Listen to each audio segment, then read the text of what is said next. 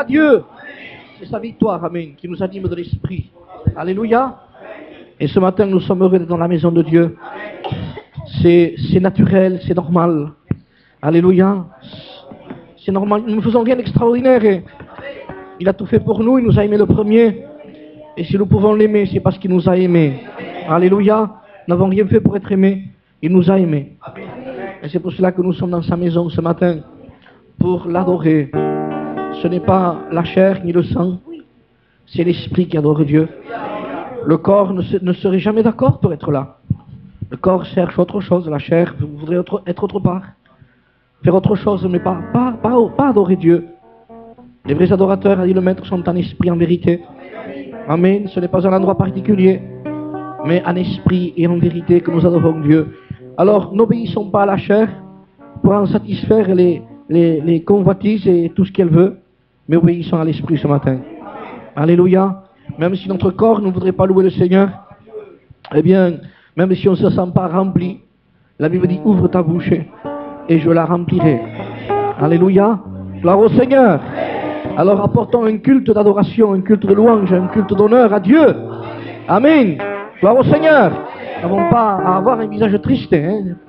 Nous sommes heureux d'appartenir à Dieu. Notre bonheur, c'est lui. Notre joie, c'est lui. Amen. Amen. Gloire au Seigneur. Voilà, nous continuons à chanter à la gloire de notre Dieu. Amen. Celui qui demeure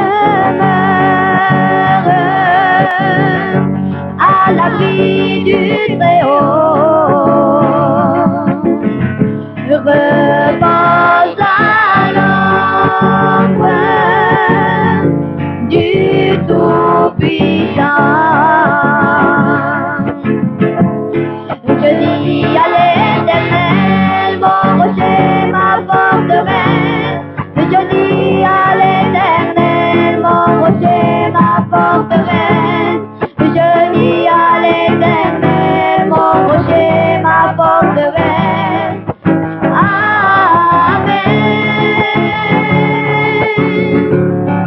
Je dis à l'Éternel, mon rocher, ma forteresse.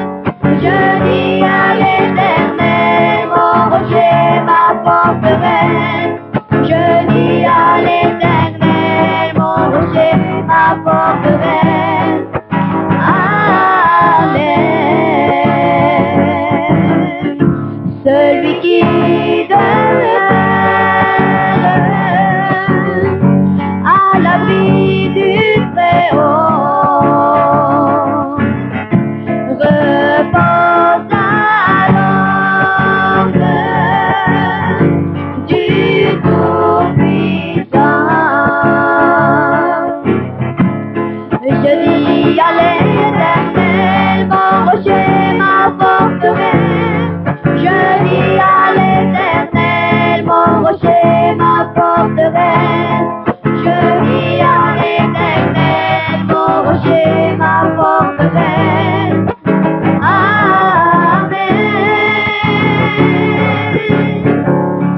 Je dis à l'Éternel, mon rocher, ma forteresse. Je dis à l'Éternel, mon rocher, ma forteresse. Je dis à l'Éternel, mon rocher, ma forteresse. Amen. Gloire à Dieu. Je proclame la gloire du ressuscité. Rien n'est égal à la beauté du Seigneur. À jamais il sera l'agneau sur le trône, l'agneau sur le trône, le Christ il est dedans. Je vais sur les genoux, t'adorer toi seul. Je veux chanter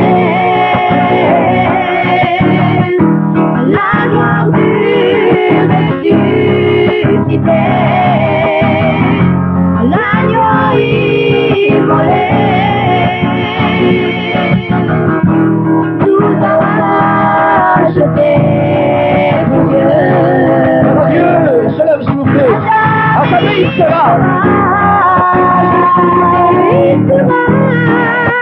L'agneau sur le trône, l'agneau sur le trône, je fléchirai le nom, je fléchis les genoux pour t'adorer, toi seul. Gloire à Dieu. Il fallait le continuer, les sœurs, hein? Esprit de Dieu, descends sur moi, Esprit de Dieu, je lève mes mains avec louange en ton nom, je m'abandonne à ton esprit. Et je marche dans tes voies. Jésus, je t'aime. Jésus, je t'aime. Jésus, je t'aime. Par-dessus tout.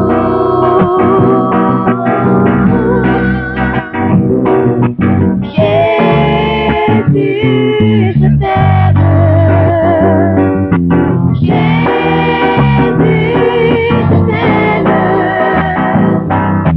Jésus, je t'aime. Par-dessus tout. Gloire à Dieu.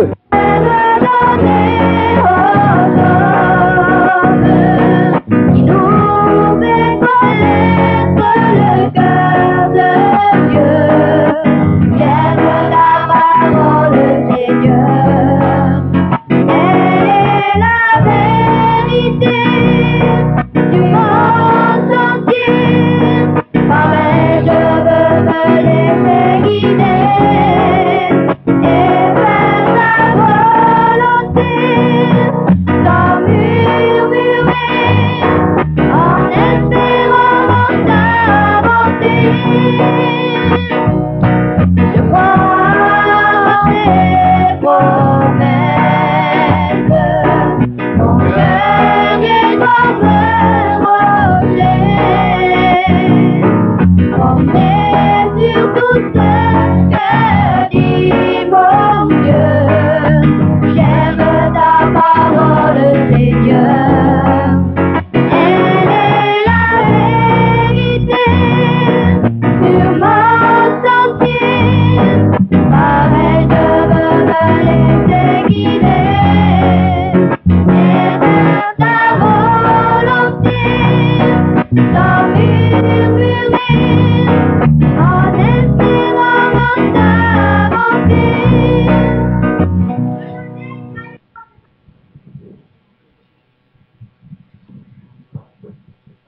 Nous avons un bonheur, les enfants de Dieu, et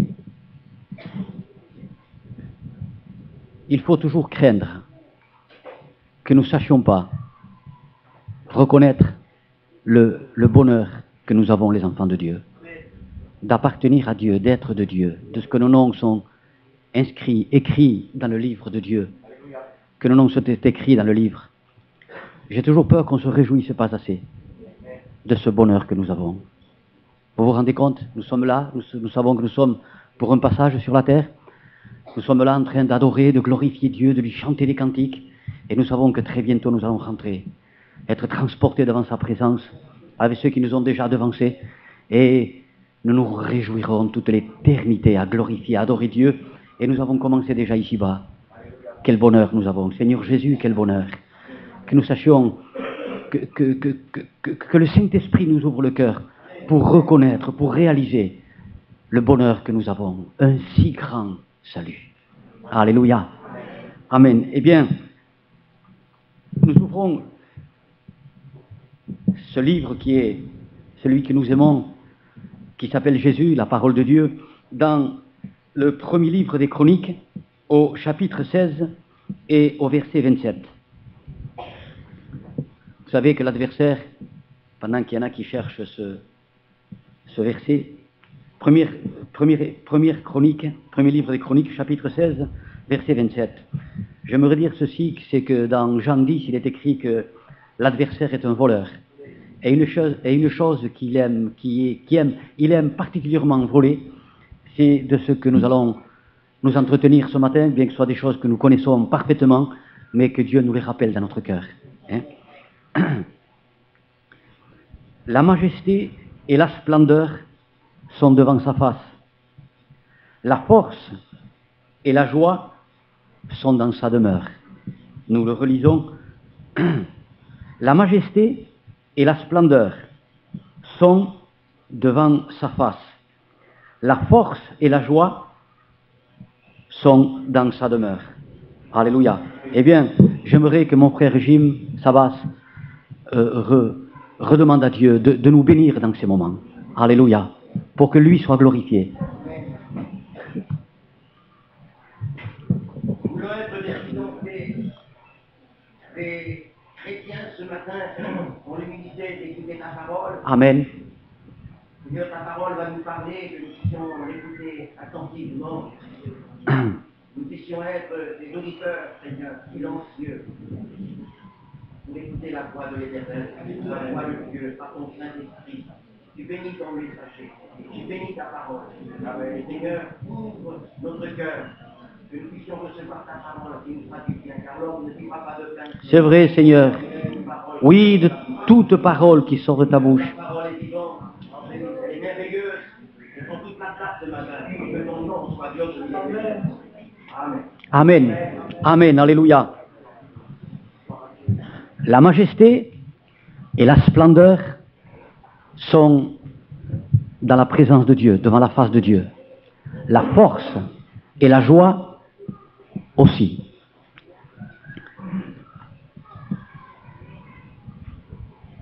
Adam et Ève étaient remplis de majesté, de force, de joie, et un jour, ils ont été chassés de devant, justement, celui qui apporte tout cela, de devant la face de Dieu. Et une chose que l'adversaire aime voler, c'est justement la présence de Dieu dans nos vies. Et la chair est là pour aider l'adversaire, afin que dans la journée, nous pensions à tout, au travail, aux problèmes, aux soucis, aux joies éphémères que peut nous porter certains moments de la journée, je ne sais pas. Penser un petit peu à tout, mais nous faire oublier que Dieu est avec nous, que nous tenons dans la présence de Dieu.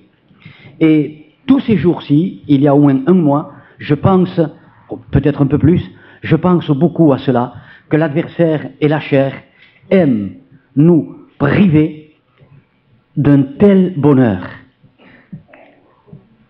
Pourquoi l'adversaire aime et veut nous faire oublier la présence de Dieu? Parce qu'il sait que la majesté, la splendeur, la force de l'enfant de Dieu et la joie sont devant la face de Dieu, dans la présence de Dieu. Et il veut nous faire oublier ces moments. Regardez par exemple dans le deuxième livre des Chroniques au chapitre 14, ce verset si connu par les enfants de Dieu. Si mon peuple, sur qui mon nom est invoqué, sur qui le nom de Dieu est invoqué, si ce n'est pas sur l'Église. Si mon peuple, sur qui mon nom est invoqué. Voyez, il y a plusieurs points. S'humilie. Et souvent, on le prêche. S'humilie. Prie. On le prêche.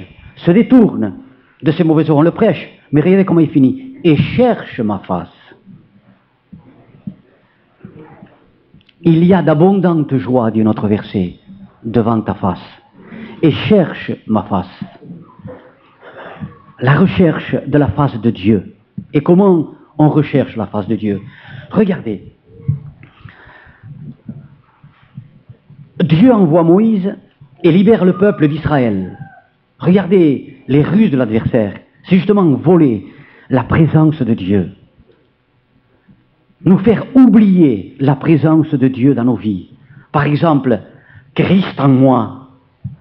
C'est tout. L'espérance de la gloire. C'est tout. Et nous faire oublier ces choses-là. Donc, Dieu envoie Moïse, il libère le peuple voit des choses extraordinaires, il était esclave, captif, malheureux chez Pharaon. Il devait faire travailler toute la journée dans la boue. Et je dis bien dans la boue, c'est ce que nous faisions dans la boue du monde. Hein? Et non pas seulement eux, c'était à peu près jusqu'aux genoux peut-être, qu'ils étaient enfoncés dans la boue pour faire ce qu'ils devaient faire, des briques et cela. Mais nous, c'était, pour ma part, j'étais entièrement recouvert dans la boue de ce monde. Et un jour, Jésus m'a libéré. Le Moïse de Dieu m'a libéré, le Fils de Dieu qui s'appelle Jésus m'a libéré. Et le peuple a été libéré, et ils ont vu même la mer, la mer ouverte, et voilà que, environ 3 mois après, ils arrivent sur le Sinaï, et voici que Moïse monte sur la montagne. Et voici 10 jours, 20 jours, et ils ont commencé à oublier. Et Moïse était en haut, et il commence à dire à Aaron, qu'est-ce qu'il dit à Aaron? On ne sait, ce Moïse, on ne sait d'où il est, on ne sait où il est. Alors, fais-nous un Dieu, qu'est-ce qui est arrivé à ce peuple? Qu'est-ce qui est arrivé à ce peuple pour corrompre leur cœur, leurs sentiments, leurs pensées? Qu'est-ce qui est arrivé? Eh bien, quelque chose de très, très, très grave, mes amis. De très, très grave, il leur est arrivé. C'est oublier que la présence de Dieu était dans le camp. Et quand les enfants de Dieu oublient la présence de Dieu dans leur vie, ils peuvent commencer à se permettre beaucoup de choses. J'ai souvent témoigné, je suis d'une autre époque, d'une autre génération que la plupart d'entre vous, et nous, en tant que gitans espagnols, nous avions un grand respect aux parents quand j'étais jeune. Par exemple, je ne me rappelle pas m'être présenté devant mon père sans chemise. Vous voyez? Torse nu, quoi. Jeune homme, je ne fumais pas devant mon père. Il y avait une puissance quand j'étais devant mon père. Il y avait un respect. Il y avait le respect de la puissance. Je pourrais appeler ça le respect de la sanctification. Mais quand j'étais hors de mon père, je fumais, j'allais aux plages, je faisais n'importe quoi. Vous voyez? Et quand on oublie la présence de Dieu, la langue peut faire n'importe quoi.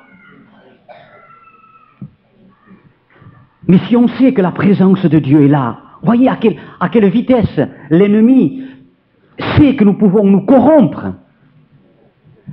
Et il n'y a plus cette force dans les enfants de Dieu quand on oublie la présence de Dieu. On peut se permettre n'importe quoi avec les yeux. On peut se permettre n'importe quoi avec la pensée.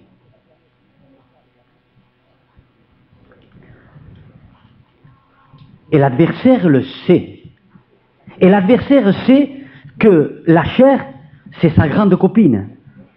C'est son ami. Alors, il peut avoir un pont-levis. C'est-à-dire un pont qui se baisse, c'est la chair, pour pouvoir venir voler. Jésus l'appelle le voleur. Et il sait, mes amis, il savait dans le jardin d'Éden que s'il pouvait séparer Adam et Ève de la présence de Dieu, que ça serait la ruine et qu'il pourrait devenir le maître du monde. Et il l'a fait. Et il a réussi. Au nom de Jésus, qu'il ne puisse pas réussir avec les enfants.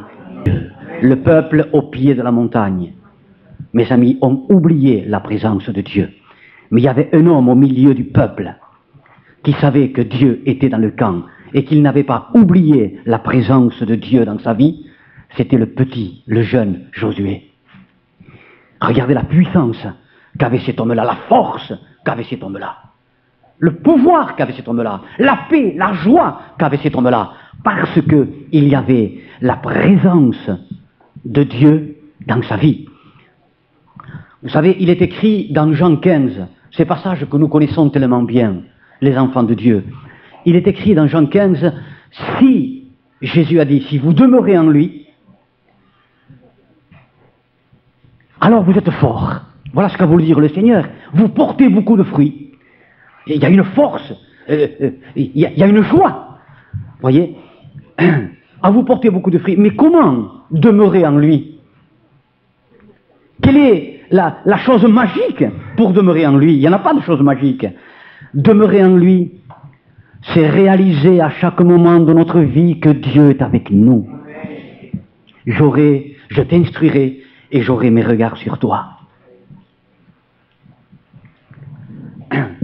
Un grand roi d'Israël, quand je dis un grand roi, c'est parce que ça a été un homme de Dieu extraordinaire. Sinon, c'était un roi, c'était un pantin, sinon. Et un grand roi, que beaucoup déjà, vous allez vite reconnaître son nom, eh bien, il était malade à la mort. Et le prophète Ésaïe vient le trouver. Et cet homme-là connaissait le prophète Ésaïe, parce qu'il a vu des choses extraordinaires de la part du prophète Ésaïe. Il savait que le prophète Ésaïe ne s'était jamais trompé quand Dieu lui parlait. Il avait vu des choses extraordinaires. Dans la même nuit, le prophète lui avait dit que Dieu les délivrerait, et il avait vu, et il avait entendu que l'ange de Dieu avait détruit, je crois que c'est 180 000 Assyriens. Alors il connaissait le prophète Ésaïe. Et le prophète Ésaïe vient le trouver dans son lit, là où il était agonisant. Prépare-toi, prépare ta maison.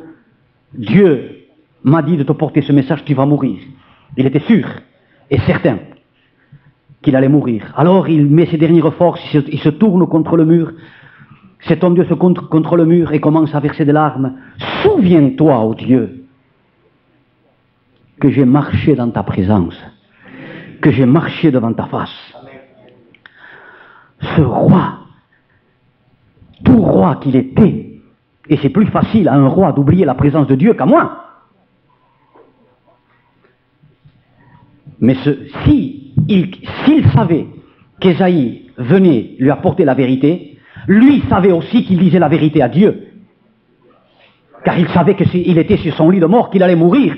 Souviens-toi, il lui dit, rappelle-toi, regarde toute ma vie, et c'est devant toi que j'ai marché. C'est devant ta face que j'ai marché. Et quelle a été la réponse de Dieu? Son serviteur, son prophète, n'était pas Ésaïe encore arrivé à la cour du château, qui lui dit, en voulant dire, il lui a pas dit ça, mais en voulant dire, c'est vrai, je me suis souvenu que c'est vrai, va lui dire que je lui ajoute 15 années dans sa vie. L'adversaire sait que la présence de Dieu est quelque chose de terrible dans nos vies. Mes amis, la présence de Dieu, c'est pour cela que Dieu, ou que Jésus, si vous voulez, a pu dire à deux femmes, à la première femme qu'il a invitée à rentrer dans sa maison, vous savez qui c'est? C'est la petite Marthe. C'est elle qui l'a invitée, ce n'est pas Marie. Marthe l'a invitée à rentrer, mais une fois dedans, elle a oublié la présence de Jésus-Christ dans sa vie, dans sa maison. Et où est la présence de Dieu pour nous? Où est la présence de Jésus dans nos vies? Où est-elle? Votre pasteur nous l'a dit, dans le cœur. C'est très près de nous le cœur, vous savez. Je ne sais pas s'il y a quelque chose de plus près de moi que mon cœur.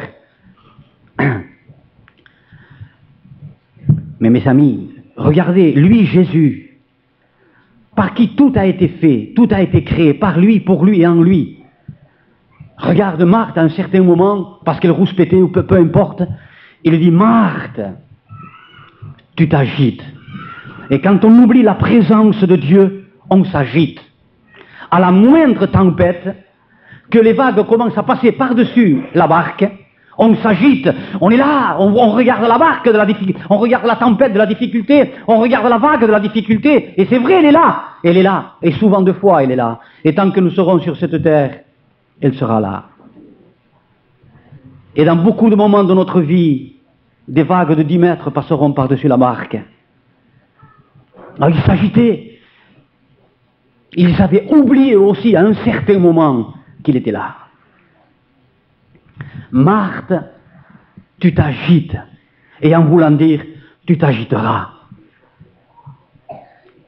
Tu auras peur, tu seras craintive à la moindre bricole. Tu t'agiteras. À la moindre tempête, tu t'agiteras. À la moindre injustice qu'on te fera, parce qu'elle croyait que Marie lui faisait des injustices. Dans le fond, il y avait ça aussi. À la moindre injustice, ton cœur s'agitera. Tu oublieras que lui, Jésus, le Seigneur et le Roi du Roi, il est là. Alors à la moindre tempête, difficulté, oui. Au moindre problème, oui. Mais à la moindre injustice et à la moindre chose, tu t'agiteras et la langue de Marthe a commencé à marcher. Elle, Marie, elle a choisi la bonne part. Amen. C'est toi qui m'as dit de rentrer, mais c'est elle qui reste dans ma présence. C'est beaucoup, mes sœurs, avec les casseroles, avec les serpillères, mais toujours la pensée de la présence de Dieu. Comment demeurer en lui? Comment porter du fruit? Uniquement en n'oubliant pas la présence de Dieu dans notre vie. Mes amis, c'est une force, la présence de Dieu. C'est une puissance, la présence de Dieu. On ne s'agite pas quand nous devenons craintifs. On ne s'agite pas, mes amis, quand nous savons que la présence de Dieu est là. Je me rappelle une fois, je retournais d'une réunion, et vous savez, je vous promets que je ne suis pas plus courageux que l'autre. En tant que gitan, je ne suis pas très courageux. Et ce soir-là, il y a eu une tempête terrible. Il y a eu des vents qui, je me souviens plus, il y a quelques années de cela, des vents qui roulaient à une vitesse terrible. Je crois qu'il y a eu des voitures en perdition, il y a eu un avion en perdition sur la région de Pau, et justement où je devais passer, c'est là où le vent soufflait le plus fort. Alors, c'était peut-être minuit ou 1h du matin, le ciel c'était comme en plein jour, de tellement d'éclairs qu'il y avait, la voiture elle allait de moment à l'autre, et d'un seul coup, je suis sincère à vous le dire, j'ai eu peur. J'ai eu peur parce que c'était vraiment, c'était angoissant. Et d'un seul coup, j'ai dit, mais la présence de Dieu n'est-elle pas avec moi ici? Et tout est parti. Amen.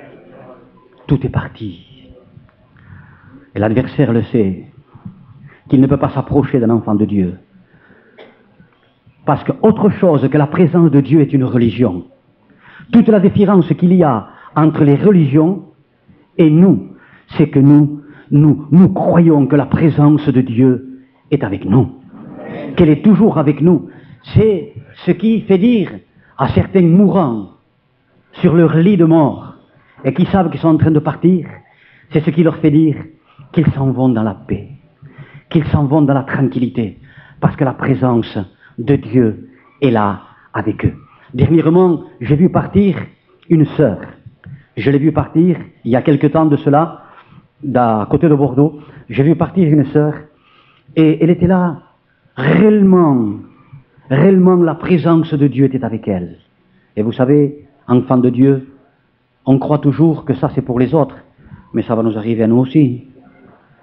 Et béni soit Dieu que nous partions encore plus près de lui avec ceux qui nous ont devancés. Comme disait l'apôtre Paul, il voulait dire par là, j'en ai assez de rester dans cette tente qui me sépare de Dieu. Il appelait son corps une tente qui me sépare de Dieu. Si on me demandait ce que je voudrais, mais partir, il dit. Mais était là, il y avait réellement la présence du Seigneur. On regardait mourir quelqu'un, et je allez, chantez-moi un cantique de mon Seigneur. Et bien sûr, vous aurez vu les petites filles de 14, 15, 16 ans, le visage inondé de larmes, et elle, dans une paix. La majesté, la splendeur, la force. Mais une force est une force, mes amis. Une force est une force. Mes amis, moi je ne vais pas pouvoir peut-être lever 30 kilos d'une main. Mais il va venir un Apollon, il va venir un jeune de 30 ans, un Apollon, qui pour lui 30 kilos, ça ne va être rien, absolument rien, comme moi, 1 kilo.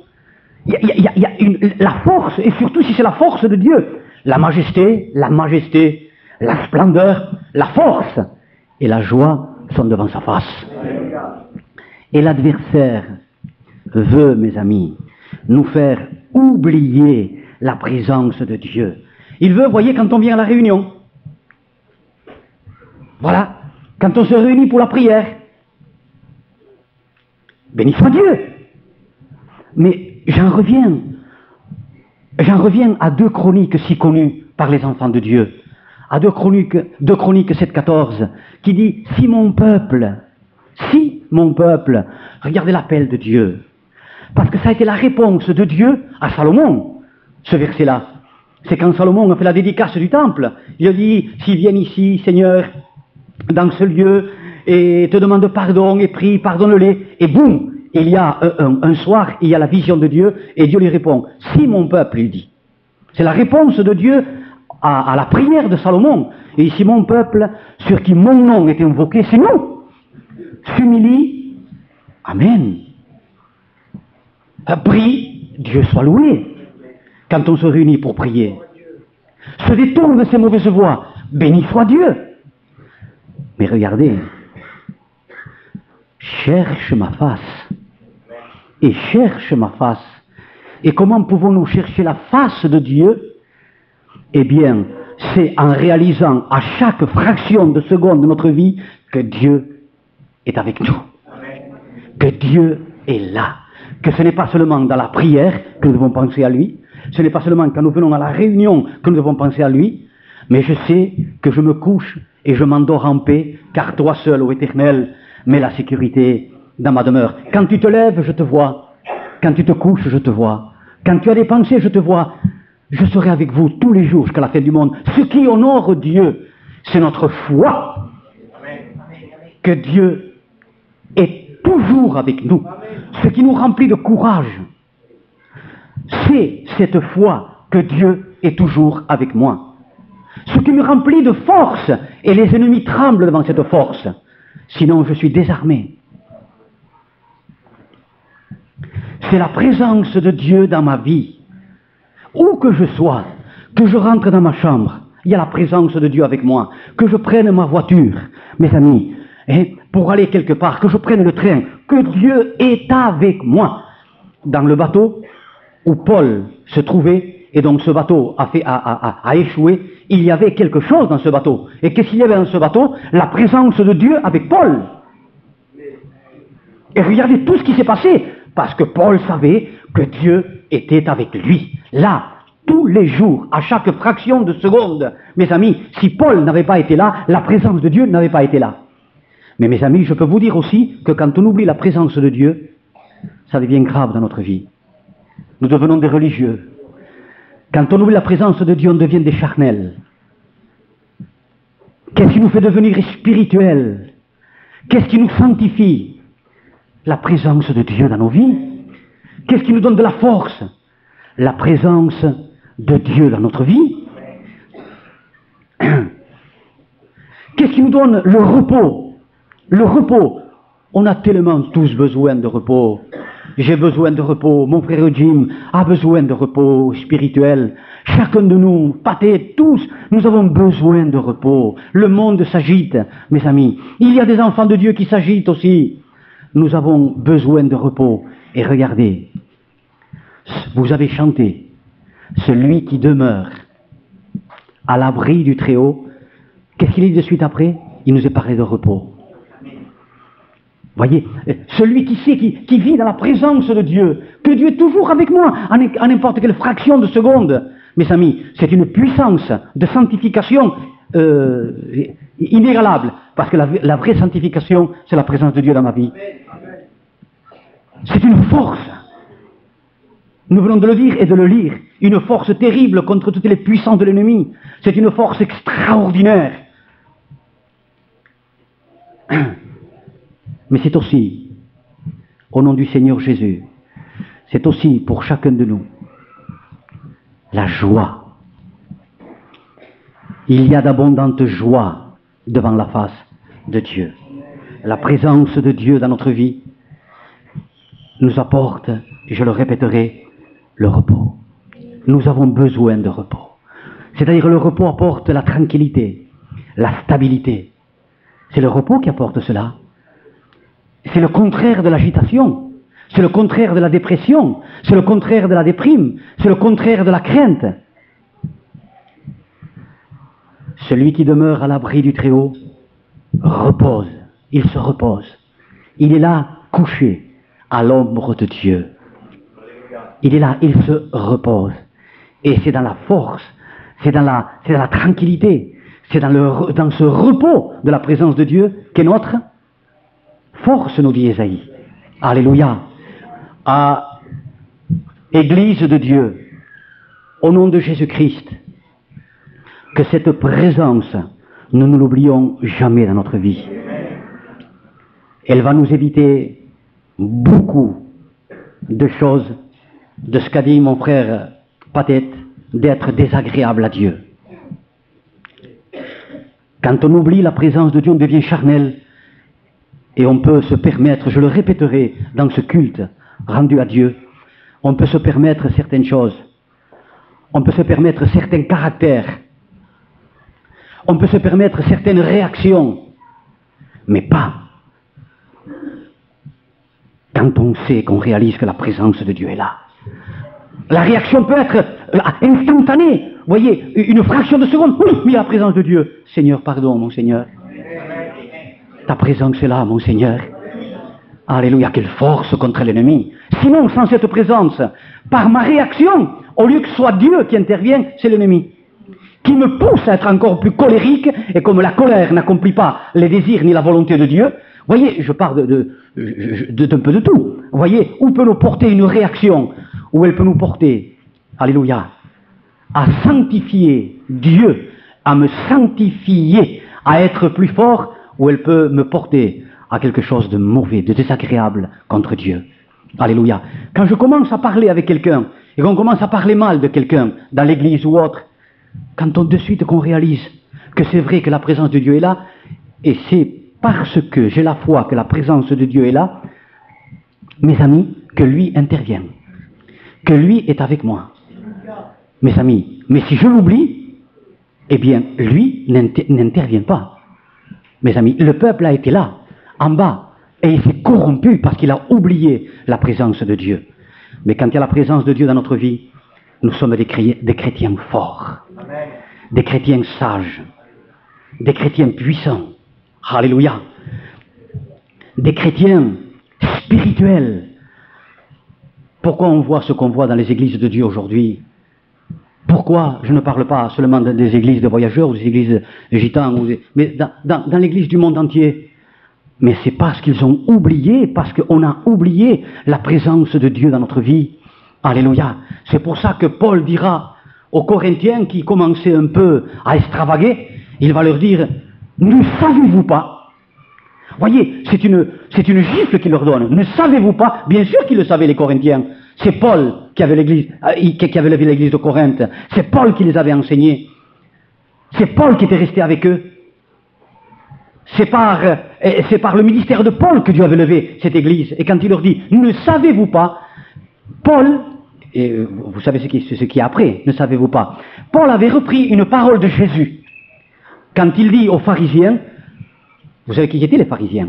C'était en principe des docteurs qui enseignaient le peuple. Et Jésus leur dit: n'avez-vous pas lu? Quelle gifle, mes amis! Eux qui tous les jours lisaient les psaumes, lisaient le Deutéronome, disons la Bible, allez, ça va plus vite, qui tous les jours devaient lire la Bible pour l'enseigner au peuple, les pharisiens, Jésus leur dit: n'avez-vous pas lu? Alors, Paul va reprendre exactement la même gifle pour les Corinthiens, pour l'Église maintenant. Ne savez-vous pas que vous êtes la maison de Dieu? Que vous êtes le temple du Saint-Esprit? Que vous êtes la maison de Dieu en esprit? Et Jésus a dit: moi, je viendrai habiter en vous. Mon Père viendra aussi habiter en vous. Vous vous rendez compte? Dans mon cœur, dans le cœur de mon frère Jim, dans le cœur de mon frère Roberto, dans votre cœur, frères et sœurs, il y a le Père, le Fils et le Saint-Esprit. Et l'adversaire voudrait nous faire oublier une puissance, une gloire, la majesté, la force, la joie. Et là, amen, alléluia, voudrait nous faire oublier cela. Au nom de Jésus, s'il y en a qui croient, avant de prendre la Sainte Seine, tout simplement, ce que nous voulons, c'est prospérer avec Dieu. C'est diminuer et qu'il croisse. Alléluia. Qu'est-ce que ça veut dire cela? Eh bien que sa présence prenne toute notre vie, que je diminue, moi qui, avec mes pensées, avec mon raisonnement, avec ma justice, que je diminue, et que lui, la présence de Dieu, croisse sans cesse dans ma vie. Sa présence, que cette présence prenne toute la place, que ce soit vrai. Alléluia, amen. Qu'hérisse en moi l'espérance de la gloire céleste. Alléluia. S'il y en a au milieu de nous, avant de prendre la Sainte Seine, qui comme un petit enfant devant son père, vous savez qui a cassé le pot de confiture, combien de fois je le dis? Qui c'est qui a cassé le papa rentre le pot de confiture? Papa, pardon, c'est moi. Comment son papa va le prendre dans ses bras? Et c'est Dieu qui fait comme ça, quand un de ses enfants, si mon peuple, sur qui mon nom est invoqué, s'humilie, prie, se détourne de cette mauvaise voie et cherche ma face. Et s'il y en a qui croient que nous l'avons oublié dans beaucoup de moments de notre vie, et que c'est pour cela qu'il y a eu davantage de tristesse, que c'est pour cela qu'il s'est passé certaines choses, que je n'ai pas été dans une joie totale. Car c'est devant sa face que la joie et la force, nous venons de le lire. Vous voyez, ceux qui en découlent, eh bien, tout simplement vont dire, Papa, pardon. Je te demande pardon, Seigneur. Souvent de fois dans la journée, j'ai oublié ta présence, Seigneur. Et je me suis permis de penser, je me suis permis de parler, je me suis permis de regarder. Pardon, Seigneur. S'il y en a qui veulent le dire, avec sincérité devant Dieu, si mon peuple, sur qui mon nom est invoqué, s'humilie. S'il y en a qui veulent le dire à Dieu, simplement des autres qui ont vécu dans la présence de Dieu, non seulement dans la prière, mais dans notre maison, partout, qu'ils restent tranquillement assis. Mais s'il y en a d'autres qui veulent dire, Seigneur, moi je veux te demander pardon, qu'ils se lèvent.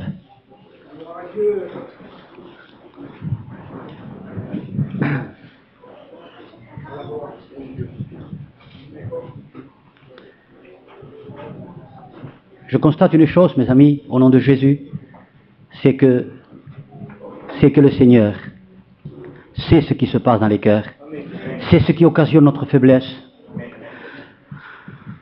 c'est ce qui occasionne des fois des choses qui nous accablent, qui nous attristent, et qui nous fait manquer le but de la victoire et du triomphe, de la paix, de la joie, de la tranquillité. Il y a d'abondantes joies devant ta face. Alors, il parle avec amour à ses enfants, et il leur rappelle tout simplement, avec une grande simplicité, il leur dit, voilà, il n'y avait pas peut-être d'autres failles, mais ceci était une faille pour ton âme. Tu manquais de force, tu manquais de puissance, tu manquais de joie, voilà. Tu t'agitais très vite, voilà. Ma présence apporte le repos, celui qui demeure. Ma présence apporte le fruit de l'esprit, la joie, la paix, la tranquillité. Si vous demeurez en moi, c'est penser à sa présence, c'est tout. Si vous demeurez en moi, vous porterez beaucoup de fruits. Et mon Père sera glorifié. Alléluia. Et avec une grande simplicité, nous lui demandons pardon. Parce que c'est vrai. Parce que c'est vrai. Nous lui demandons pardon parce que c'est vrai. Abba, Père, pardon, Seigneur. Pardon, Seigneur, d'avoir oublié, Seigneur, d'être tombé dans cette ruse de l'oubli. Seigneur, Dieu de ma vie, de ta présence en moi sans arrêt. Je te demande pardon, Papa. Père, pardon. Tu as dit que si nous confessons, tu es fidèle et juste pour nous pardonner et que le sang de Jésus nous purifie de tout péché. Seigneur, comme les disciples, nous nous sommes agités et pourtant tu es dans la barque toujours. Tu es tellement dans la barque que tu es dans notre âme, dans notre esprit, dans notre cœur. Tu es partout à la fois, Jésus. Et pardon, Seigneur, de ne pas t'avoir honoré. Nous n'avons pas honoré ta présence, Seigneur, dans nos vies. Seigneur Jésus, pardon encore une fois. Pardon, Père. Seigneur, c'est pour cela, j'ai regardé à la vague et je me suis enfoncé. Mais maintenant, Seigneur, j'ai crié à toi et tu m'as donné la main. et tu m'as fait marcher encore sur la vague. Oh Dieu, avec l'aide de ton esprit, je réclame l'aide du Saint-Esprit. Seigneur, pour ne pas oublier ni une seconde de ma vie que tu es avec moi. Tous les jours, pour toute l'éternité, que tu ne me quitteras jamais. Que même si ma mère m'a abandonné, tu dis que l'Éternel resterait toujours avec moi. Que même si je marche dans la vallée de l'ombre de la mort, que je ne peux craindre aucun mal. Parce que tu es avec moi, parce que ta présence est avec moi. Oh Dieu, qu'elle est bonne ta présence. Elle est plus précieuse que les perles, ta présence. Ta présence est plus précieuse que tout l'or de l'univers. Ta présence est plus précieuse, Seigneur, que la vie. La présence de Dieu. Ah Seigneur, tu as dit, ils auront pour ruine, comme ruine éternelle, loin de la présence de Dieu. Voilà la ruine éternelle, loin de la présence de Dieu. Voilà la félicité et le bonheur, la présence de Dieu. Voilà la joie, la sécurité, la plénitude de la félicité, la présence de Dieu. Merci pour ta présence, disons-lui à Dieu. Merci pour ta présence, Seigneur, dans ma vie. Merci, Seigneur, mon Seigneur et mon Dieu. Si ceux qui sont partis, Seigneur, vivent dans ta présence, moi aussi ici, je vis dans ta présence, mon Seigneur, et nous sommes tous unis. Merci pour ta présence, Jésus. Elle est plus précieuse, ta présence, je ne la mérite pas. Merci, Seigneur, pour la présence de Dieu le Père, de Dieu le Fils, du Saint-Esprit dans ma vie, par le Saint-Esprit, que ton nom soit loué. Et c'est dans ta présence que nous voulons te louer. C'est dans ta présence que nous voulons élever nos âmes pour te dire merci pour ta présence. Tu l'as permis à cause du sang de Jésus, à cause de la croix du calvaire. Tu as permis ta présence en moi. Je veux maintenant me délecter de ta présence. Je veux me réjouir de ta présence. Je veux qu'elle soit, ta présence, le sujet de ma joie. Amen, Seigneur. Amen. Asseyons-nous. Alléluia.